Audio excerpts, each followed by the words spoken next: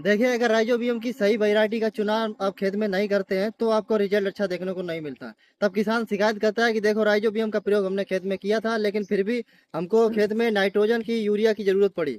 देखिए, राइजोबियम की अलग अलग फसलों के लिए अलग अलग स्पीसीज आती हैं। अगर आप हम जो हमारा जिस दुकानदार से हम खरीद रहे हैं वो सही स्पीसीज आपको देता है फसल के अनुसार, जैसे के लिए सोयाबीन के लिए राइजोबियम जोपोनिकम नाम की आती है, और ऐसे ही अलग अलग राइजोबियम लेग्यूमिनोसोरम आता है। ये अलग अलग वैरायटियां होती हैं, स्पीसीज होती हैं, इनका प्रयोग करना पड़ता है।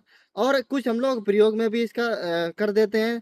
जैसे कि प्रयोग में क्या रहता है, प्रयोग में हमको करने में सबसे पहले एक फार्मूला होता है FIR। इसको हम अप्लाई करते हैं, इस हिसाब से इसको हम बीज को शोधित करते हैं। FIR में क्या होता है, सबसे पहले हम लोग फंगीसाइड, देन इंसेक्टिसाइड, फिर राइजोबियम कल्चर का यूज करते हैं। और साथ ही में राइजोबियम कल्चर में हम लोग गुड़ का उपयोग करते हैं। जैसे कि एक पैकेट 250 ग्राम का आता है और उसमें हम 10 किलोग्राम बीज को शोधित कर सकते हैं। तो 250 ग्राम के पैकेट में हमको करीब 50 ग्राम जो है गुड़, उसको हमें पानी में खौलाकर और इस प्रकार से चिपचिपा बना लेना है कि जो बीज है आराम से उसमें चिपक जाए। ये विधि रहती है। अगर हम लोग फंगीसाइड से पहले या इंसेक्टिसाइड से पहले राइजोबियम कल्चर का प्रयोग कर देते हैं तो हमको देखने को मिलता है कि जो हमारा राइजोबियम है वो मर जाता है। तो उसमें खेत में डालने से कोई मतलब नहीं है, तो वो बैक्टीरिया ही मर जाता है।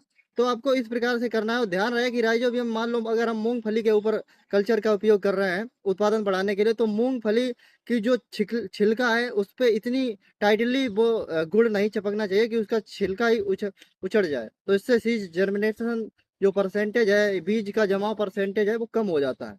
तो ये कुछ सावधानियां हैं जो हमको ध्यान रख रहती हैं। अगर आप कैसे पूरा प्रयोग जानना चाहते हैं तो लिंक आपको दे रखे हैं हम लोग कमेंट बॉक्स में, आप इस लिंक से पूरा वीडियो देख सकते हैं कि कैसे हमको राइजोबियम कल्चर का प्रयोग किया जा कर सकते हैं। बाद बाकी जानकारी अच्छी लगी हो तो एक लाइक जरूर करें। Thank you.